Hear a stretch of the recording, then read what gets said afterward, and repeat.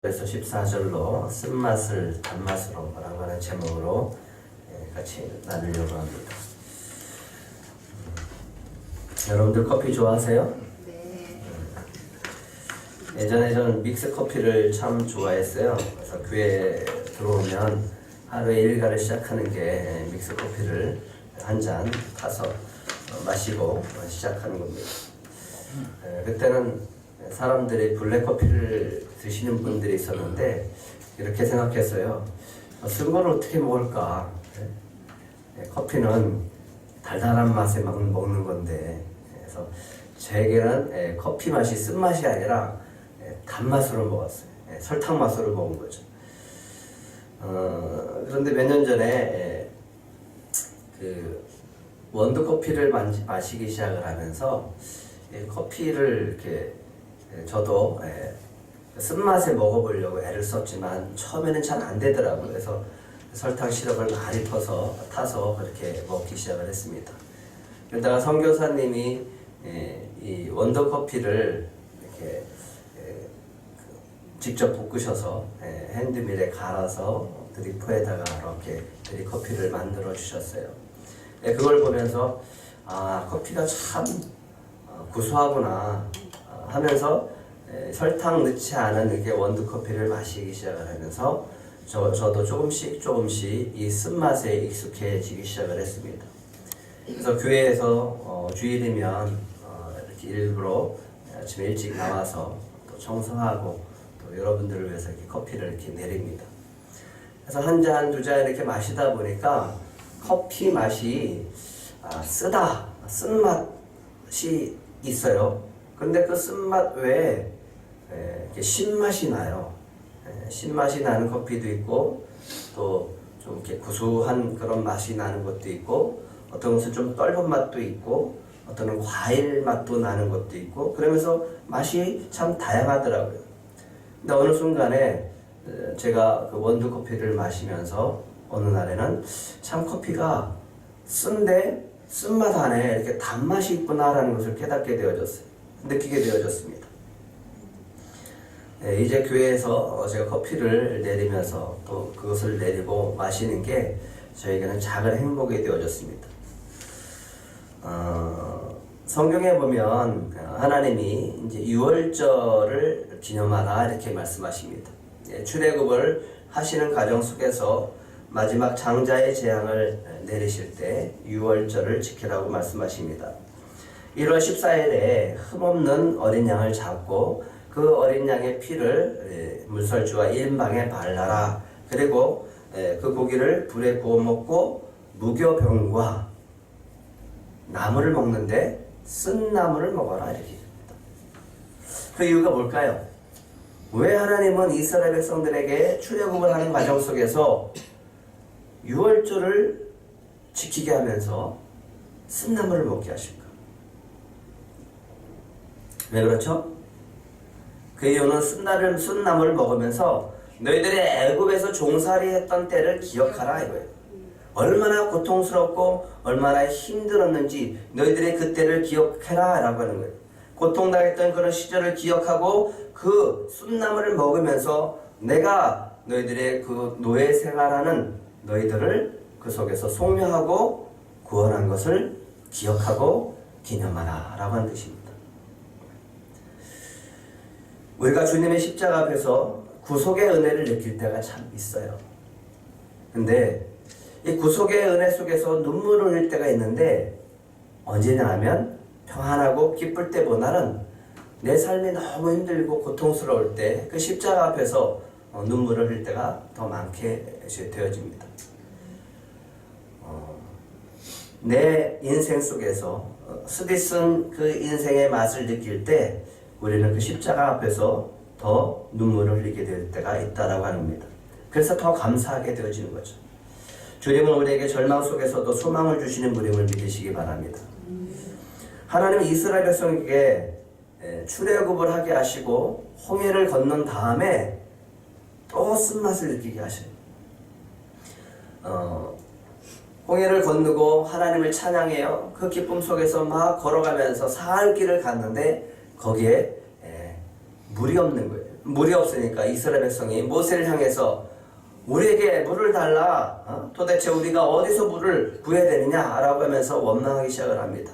그래서 하나님 그때 도착한 곳이 어디였냐면 마라였어요. 마라. 왜 마라라고 했냐면 물이 있긴 있었어요. 근데 물을 마셔보니까 쓴 거예요. 짠 거예요. 그래서 먹을 수가 없는 거예요.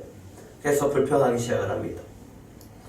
이 불평 가운데 모세가 하나님께 부르짖기 시작을 합니다. 그러니까 하나님께서 말씀하시는 거예요. 나무를 하나 지시하시면서 그걸 던지라고 하는 거예요. 그래서 그것을 꺾어다가 물에 던지니까 쓴 물이 단물로 바뀌었다라고 하는 거죠. 그때 하나님께서 모세에게 이런 말씀하십니다. 출애굽기 15장 16절 한번 같이 읽어보겠습니다. 시작. 이르시되 너희가 너희 하나님 나 여호와의 말을 들어 순종하고 내가 보기에 의를 행하며 내 계명에 귀를 기울이며 내 모든 규례를 지키면 내가 애굽 사람에게 내린 모든 질병 중 하나도 너에게 내리지 아니하리니 나는 너희를 치료하는 여호와임이니라. 하나님께서 그들에게 쓴 물을 주신 이유가 뭘까요? 하나님이 말씀하십니다. 너희는 이제부터 내가 법대와 규례와 말씀을 줄 텐데 그것을 지키고 행하고 순종하는 삶을 살아야 한다라고 하는 겁니다. 그러면 하나님께서 그들에게 애굽 사람에게 내린 모든 질병 중 하나라도 너에게 내리지 않겠다라고 약속하십니다. 그러면서 하나님은 하나님의 자신의 그 이름을 성호를 뭐라고 하십니까? 나는 너희를 치료하는 여호와 라파의 하나님입니다. 치료의 하나님입니다. 주님은 우리 인생의 쓴물을 단물로 바꿔주시는 분임을 믿으시기 바랍니다. 쓴맛 속에서 단맛을 느끼게 하는 게 아니라 하나님은요 그 쓴맛을 단맛으로 단물로 바꿔주시는 분입니다. 우리가 고통 가운데 있을 때 주의 말씀이 우리 안에 들어오면 그 말씀을 붙들고 지키고 살면 하나님은 우리의 쓰디쓴 인생도 단물로 바꿔주시는 기쁨으로 바꿔주는 그런 분이심을 믿으시기 바랍니다. 하나님의 말씀이 우리 안에 들어오고 그 말씀을 붙들고 순종하기 시작을 할 때 우리의 인생은 놀랍게 회복이 되어지고 기쁨의 인생으로 바꿔질 수 있다라고 하는 겁니다. 사람들은 인생의 어려움을 경험할 때 뭐라고 하냐면 이런 말을 하죠. 내가 인생에 무슨 맛을 봤다? 쓴맛을 봤다. 내 인생에 내가 쓴맛을 봤다라고 얘기를 합니다. 내 쓴맛을 보았다라고 말합니다. 오늘 성경에 인생에 아주 쓴맛을 본 여인이 등장을 하죠. 나오미죠.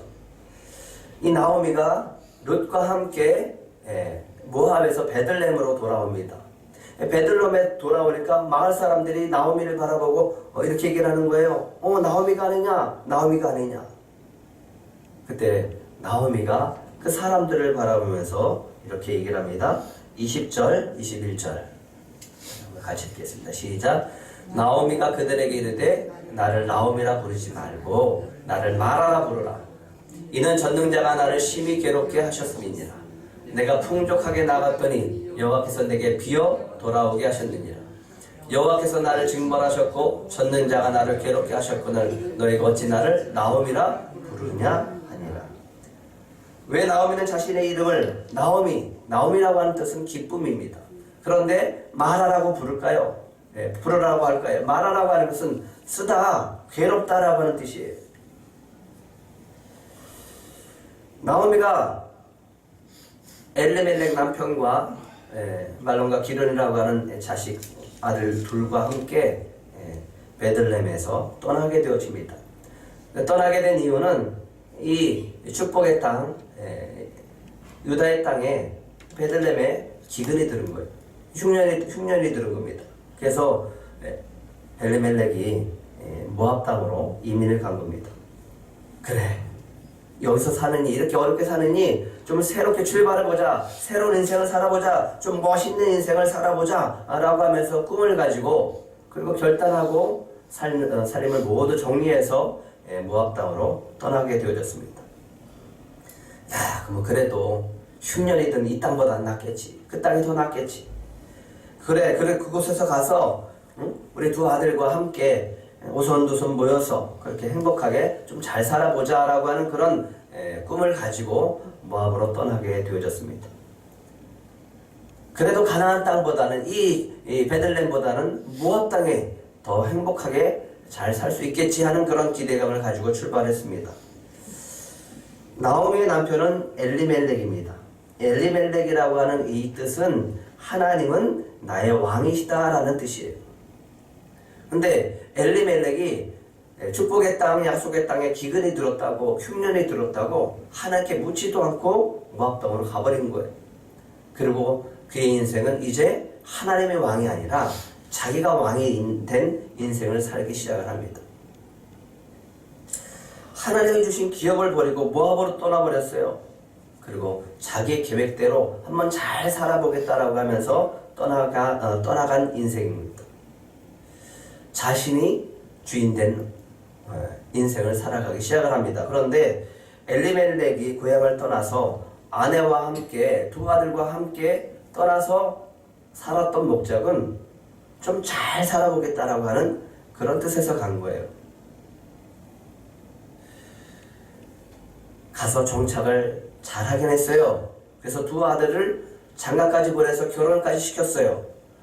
이제 아들, 딸 놓고 우리 자녀들이 손자, 손녀를 놓고 행복하게 잘 지내겠다라고 생각할 때쯤 엘리멜렉이 세상을 떠나게 되어집니다. 나오미는 그래도 남편이 없지만 두 아들이 있으니까, 두 며느리도 있으니까 그래도 위안을 삼으면서 살아보려고 했습니다. 그런데 10년 사이에 남편이 떠나가고 큰아들도 죽고 작은아들도 죽게 되어집니다. 그래서 나오미가 사람들에게 이렇게 얘기를 하는 거예요. 내가 이곳을 떠날 때는 가진 것이 많았으나 여호와께서는 나를 빈손으로 돌아오게 하셨습니다. 여호와께서 나를 버리시고 나에게 괴로움을 주셨으니 어떻게 당신들이 나를 나오미라고 부를 수 있겠습니까? 말하라고 부르세요. 말하라. 나는 기쁨이 아닙니다. 나는 괴로운 그런 인생을 살아가는 사람입니다. 그런데 어떻게 마라의 인생을 살고 있었던 나오미가 베들레헴으로 돌아올 수 있었을까요? 6절을 한번 같이 읽겠습니다. 6절 시작. 그 여인이 모압 지방에서 여호와께서 자기 백성을 돌보시사 그들에게 양식을 주셨다 함을 듣고 이에 두 며느리와 함께 일어나 모압 지방에서 돌아오려 하여. 어디에서 소문을 들었습니까? 모압 지방에서. 모압에 와서 사랑하는 남편과 두 아들을 잃었어요. 모압에서 새로운 인생을 살겠다고 그리고 결단하고 모든 것들을 정리하고 이민 왔는데 그곳에서 고국의 소식, 그 땅에 소식을 들은 거예요.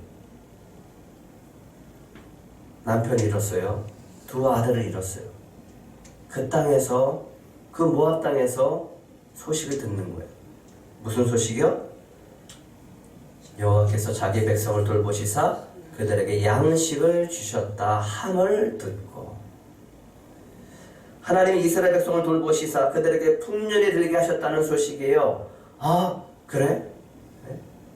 흉년이 들어서 기근이 있어서 우리가 그곳을 떠나왔는데 하나님이 그 땅을 돌보셨대. 과거로 모압 땅에 사는 것보다 그래 차라리 고향 땅에 가서 사는 게 더 낫겠다. 여기에 이제 무슨 소망이 있냐? 남편도 없고 두 아들도 없는데 이 땅에 무슨 소망이 있냐? 차라리 늙어서 그 땅에 가서 내가 아는 사람들과 이웃들과 살면서 외롭지 않게 살다가 가는 것이 더 낫겠다라는 생각을 하게 되어졌습니다. 이런 거예요. 모압 땅에 사는 것보다는 베들레헴에 돌아가서 사는 게 낫다. 큰 소망인가요? 나오미에게 있어서 그게 큰 소망인가요? 대단한 믿음의 결단인가요? 그렇지는 않아요. 왜? 이 땅에 사는 게 너무 힘들고 어렵고 소망도 없으니까 그냥 옛날에 살았던 고향 땅으로 가서 살다가 세상을 떠나는 게 낫겠다라고 하는 생각으로 떠난다라고 하는 거예요. 작은 소망이에요. 그런데 놀라운 것은 나오미가 그 소식을 듣고 다시 베들레헴으로 돌아오고 할 때부터 하나님은 놀랍게 나오미를 붙잡아주고 계신다라고 하는 거예요. 마라의 인생을 이제 기쁨의 인생으로 바꾸시기 위해 하나님께서 인도하신다라고 하는 거예요. 우리가 가끔가다 이런 생각이 들 때가 있어요. 야, 정말 망했다. 더 이상 소망이 없다. 도저히 다시 일어설 수 없다. 절대로 다시 회복할 수 없다. 불가능하다. 정말 아무도 날 도와줄 사람이 없다. 그런데 그때 큰 믿음의 결단이 아니라 이런 작은 소망을 하나 갖는 거예요. 그래도 하나님께 가자. 그래도 지금 주님께 가면 지금보다는 낫겠지 하는 거예요. 그래 아주 큰 소망이 아니라 큰 믿음의 결단이 아니라 작은 소망을 하나님께 두는 거예요.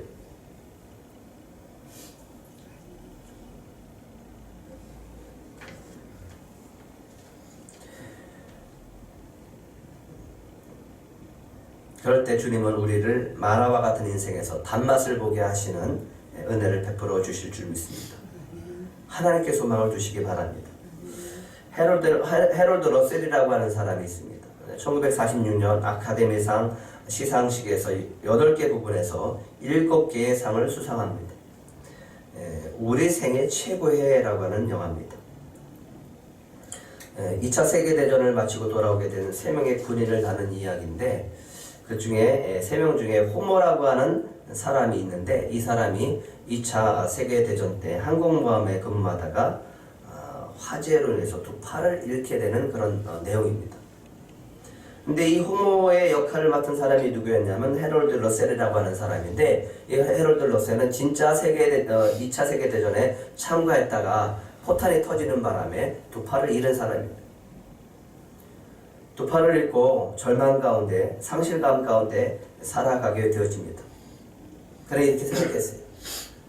나는 이제 쓸모없는 인간이다. 내 몸은 그저 그냥 큰 고깃덩어리에 불과하다. 그렇게 좌절하고 있을 때 병원에 어느 날 목사님이 찾아오셔서 설교를 하십니다. 이런 내용이었습니다. 잃은 것보다 가진 것이 더 많다. 그 설교를 들으면서 그래 나에게 잃은 것보다는 가진 것이 더 많다라는 생각을 하게 되어집니다. 그 이후로 이분이 의술을 하게 되어지고 그 의술을 가지고 타자를 치기 시작을 합니다. 그러면서 글을 쓰기 시작합니다. 근데 이것이 이 내용이 이제 영화로 만들어지기 시작한 거예요. 그래서 자신이 그 호모라고 하는 역할을 맡겠다라고 해서 연기를 시작한 거예요. 최선을 다해서 연기를 합니다. 그 결과 많은 상을 얻게 되어지는데 아카데미 시상식에서 나무조효상과 제대 군인들에게 용기를 씌워준 기념에 특별 명예상을 얻게 되어졌습니다. 그때 기자가 묻습니다. 당신의 신체적인 조건이 당신을 절망케 하지 않았습니까? 헤럴드가 이렇게 얘기합니다. 아닙니다. 나의 육체적인 장애는 나에게 도리어 큰 축복이 되었습니다. 잃어버린 것을 계산할 것이 아니라 남아있는 것을 생각하시고 하나님께 감사하며 남은 것을 사용할 때 잃은 것의 10배를 보상받게 되어집니다. 절망 속에서 소망을 갖는 거 쉽지 않습니다. 하지만 그래도 하나님을 붙잡고 하나님께 소망을 두는 자에게는 하나님께서 쓴맛을 단맛으로 바꿔주는 놀라운 역사가 있게 될 줄 믿습니다. 하나님은 모압으로 떠난 이 나오미 가정, 몰락해버린 이 나오미에게 소식을 전합니다. 하나님이 이스라엘 백성을 돌보시사 그들에게 풍년이 들게 하셨다. 이 소식이 나오미에게는 굉장히 큰 소리로 들려진 거예요. 그래, 내가 여기 사는 것보다는 베들레헴으로 돌아가는 게 더 낫지. 그래서 나오미가 두 자부들과 유다로 돌아가기로 결정합니다. 그래서 이제 두 자부와 함께 길을 떠나게 되어져요. 근데 돌아가다가 생각해 보니까, 그 길에 생각하다 보니까, 그래 나는 돌아가서 여생을 그곳에서 지낸다고 치자. 근데 이 두 자부는, 이 젊은 두 자부는 어떻게? 아직 아기도 낳지 않았는데 차라리 모압 땅으로 돌려보내서, 친정으로 보내서 새로운 남자 만나서 새롭게 출발하는 게 더 낫겠다라는 생각이 든 거예요. 그래서 나오미가 이렇게 얘기를 합니다. 돌아가라. 돌아가서 새 출발하라. 그러면서 나오미가 그 두 자부를 돌려보내기로 마음을 먹고 이렇게 축복을 해줍니다. 8절과 9절입니다. 같이 읽겠습니다. 시작. 나오미가 두 며느리에게 이르되 너희는 각기 너희 어머니 집으로 돌아가라. 너희가 죽은 자들과 나를 선대하는 것 같이 여호와께서 너희를 선대하시기를 원하며 여호와께서 너희에게 허락하사 자기 남편의 집에서 위로를 받게 하시기를 원하노라 하고 그들에게 입맞춤에 그들이 소리를 높여 울며. 여기서 나오미가 남편을 잃었어요. 두 아들을 잃었어요. 뭐 재산 있는 거 다 없어요. 근데 유일하게 나오미가 하나 가지고 있는 것이 있었습니다. 뭘까요? 아무것도 없어요. 근데 나오미가 지금 두 자부한테 뭐 해주고 있어요? 네, 축복해주고. 나오미가 갖고 있는 거 유일한 거 하나 따라해 보실래요? 여호와께서 이거예요. 여호와께서 너희를 선대하시기를 원한다. 새 가정을 꾸리고 위로받게 하시기를 원하노라. 아무것도 없어요. 마라의 인생이에요. 그 인생에게 갖고 있는 거 있습니다. 여호와께서 너에게 축복하기를 원한다. 아무것도 없을지라도 우리에게 이 한 가지 있는 게 있습니다. 그게 뭐냐 하면 하나님의 축복입니다. 8절과 9절 현대인의 번역인데 한번 같이 읽어볼까요? 시작. 나오미가 두 며느리에게 말하였다. 너희는 모든 친정으로 돌아가거라. 너희는 죽은 너희 남편과 나를 정성껏 섬겼다. 그러므로 여호와께서 너희가 행한 대로 갚아주시기를 원하며 또 너희가 재혼하여 행복한 가정을 이룰 수 있도록 축복해 주시기 원한다. 네. 그들에게 축복하면서 그들을 돌려보낼 수 있었다라고 하는 거예요. 아무것도 없어요. 근데 두 자부에게 지금 뭐하고 있어요? 네, 축복으로 기도해주고 있어요. 축복 기도해주고 있습니다. 하나님이 두 자부를 축복해 주기를 원합니다. 다시 행복한 가정을 이룰 수 있도록 하나님 이 두 자부를 축복해 주시옵소서라고 빌어주고 있다라고 하는 거예요. 마라 인생 속에서 할 수 있는 것, 그들을 위해서 축복할 수 있는 기도해 줄 수 있다라고 하는 거예요. 축복 기도를 해줄 수 있다라고 하는 거예요. 축복을 빌어줄 수 있다라고 하는 거예요. 왜? 나는 없어요. 나는 아무것도 없어요. 그런데 모든 것을 가지신 분이 하나님이시기에 그 하나님께 간구하는 겁니다. 그런데 우리에게는 그 모든 것을 가지고 계신 전능한 하나님이 누구의 하나님이에요? 네, 나의 하나님. 그분이 바로 저와 여러분의 주님이심을 믿으시기 바랍니다. 베드로와 요한이 오후 3시에 성전에 올라갑니다. 기도 시간에 올라갑니다. 거기에 항상 안진뱅이가 앉아 있어요. 늘 구걸해요. 그날따라 그 안진뱅이가 보여지는 거예요. 베드로가 요한한테 한 푼 줍시오. 돈을 요구하는 거죠. 그때 베드로와 요한이 얘기합니다. 우리를 보세요. 이렇게 쳐다보니까 뭐 돈이나 줄까라고 생각을 해서 이렇게 쳐다보니까 베드로가 얘기합니다. 은과 금은 내게 없거니와 내게 있는 이것을 내게 주노니 나사렛 예수 그리스도의 이름으로 일어나 걸어라. 뭐는 없어요? 나에게 돈은 없다. 하지만 내게 있는 것이 있다. 나사렛 예수 그리스도의 이름으로 일어나 걸어라. 라고 하니까 그때 이 안진뱅이가 믿음을 가지고 벌떡 일어나게 되어집니다.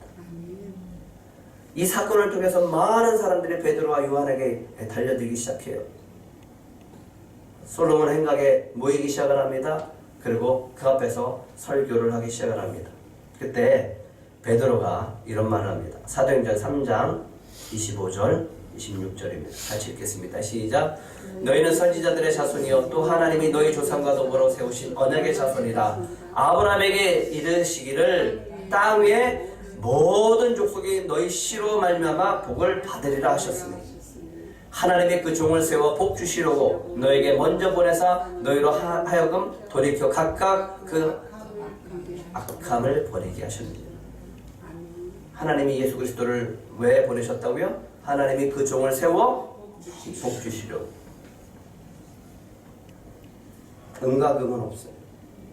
나에게 은과금은 없어요. 내 인생은 마라예요.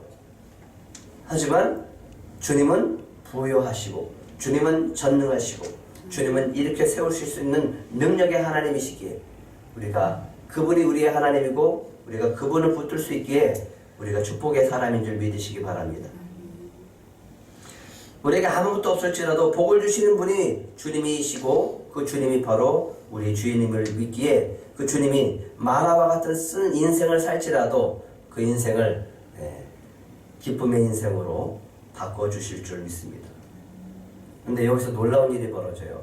축복 기도를 했어요. 가라, 가라. 나에게 더 이상 소망이 없다. 너희들 새 출발하기를 원한다. 하나님이 너희들 새 출발하게 하고 새로운 가정을 꾸려서 행복한 그런 인생을 살기를 원한다라고 축복을 해주니까 놀라운 일들이 벌어지기 시작합니다. 13절, 14절 한번 같이 읽겠습니다. 시작. 너희가 어찌 그들이 자라기를 기다렸겠으며 어찌 남편 없이 지내겠다고 결심하겠느냐. 내 딸들아 그렇지 않으리라. 여호와의 손이 나를 치셨으므로 나는 너희로 말미암아 더 마음이 아프도다 하매 그들이 소리를 높여 다시 울더니 오르바는 그의 시어머니에게 입맞추되 룻은 그를 붙쫓았더라. 따라오지 말아라. 가라. 너희들 새 인생을 살아라. 친정으로 돌아가서 새 출발해라. 그리고 입맞췄어요. 그런데 두자부가 얘기합니다. 아닙니다 어머니. 우리도 어머니와 함께 어머니 백성으로 돌아가겠습니다. 나오미를 따라가겠다라고 하는 거예요. 지금 아무것도 없잖아요.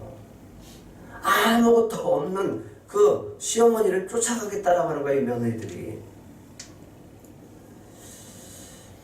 이걸 봤을 때는 그래서 적어도 나오미는 이 며느리들한테 신임을 얻었던 것 같아요. 아닙니다. 우리도 어머니와 함께 어머니 백성에게 돌아가겠습니다. 그러지 말고 돌아가라. 제발 좀 돌아가라. 내 마음 아프게 하지 말고 좀 돌아가라. 나 혼자 갈게. 나 혼자. 너희들은 가서 새 출발해라. 나에게 이제 더 이상 소망이 없다.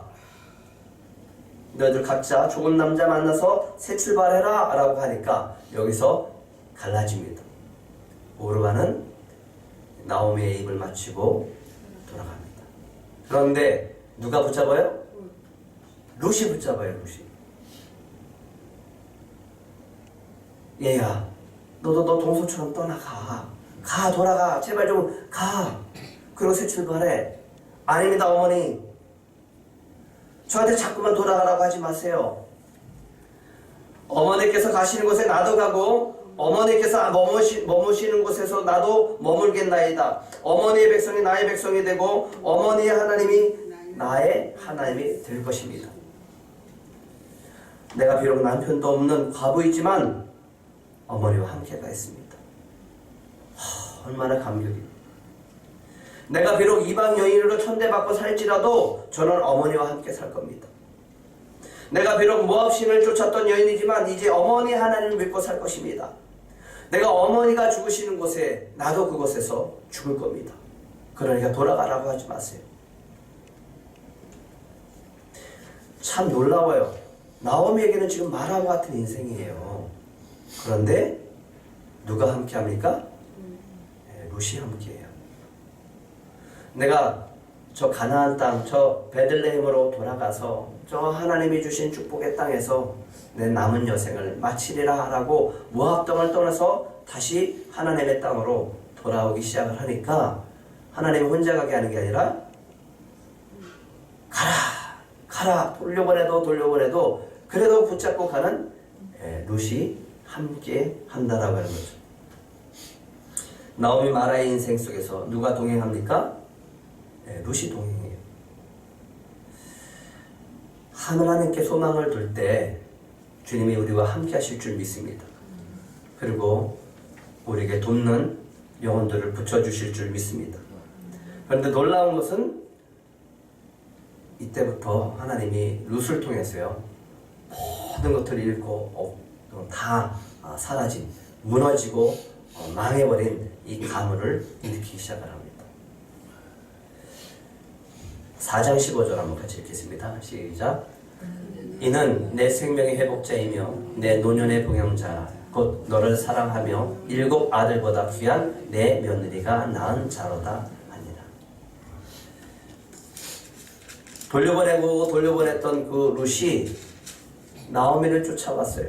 근데 이 나오미를 통해서 하나님은 놀랍게 그를 통해서 사용하시는데 마라의 인생이 된 나오미에게 내 생명의 회복자요, 내 노년의 봉양자라, 너를 사랑하며 7 아들보다 귀한 내 며느리가 너의 손자를 낳았다.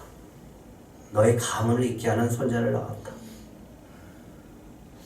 모든 것이 다 끊어지고 없는 줄 알았는데 룻을 통해서 모든 것이 다 회복되는 역사가 나타났다라고 하는 겁니다. 이런 은혜가 저와 여러분 안에 있기를 축복합니다. 어느 화가가 새를 살았어요. 2층 집에 살고 1층에는 주인이 살았습니다. 근데 그 1층에는 한 여인이 아기를 데리고 살았습니다. 근데 늘 이 여인이 아기를 업고 계단을 오르락 내리락 하는 것을 보면서 여자에게 이상한 습관이 있는 것을 발견하게 되어집니다. 이 여자가 하늘을 가리고 그러고서 막 더더우면서 그러면서 올라갔다 내려갔다 하는 거예요. 저 여자가 도대체 왜 저런 습관을 가지고 있을까? 마치 시각장애인처럼 그리고 살아가는 거예요. 그래서 그때마다 참 특이한 습관을 갖고 있다라고 생각을 했습니다. 하루는 이 여인이 비를 피하기 위해서 화실에 들어와서 인사를 나눕니다. 그런데 이 품에 안긴 이 아이를 보니까, 이 여인의 아이를 보니까 한눈이 아주 흉측하게 이렇게 감겨져 있는 것을 발견하게 되어집니다. 태어날 때 질병으로 한쪽 눈을 실명하게 되어진 거예요.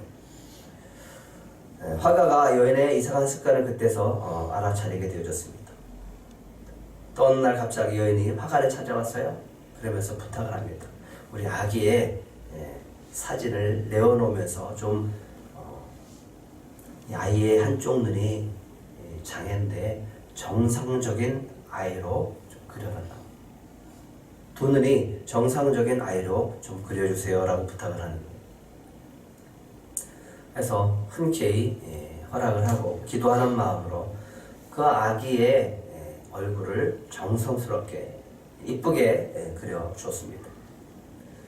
이 여인은 이 그림을 거실에 이렇게 걸어놓고 어느 날 이 화가를 초청합니다.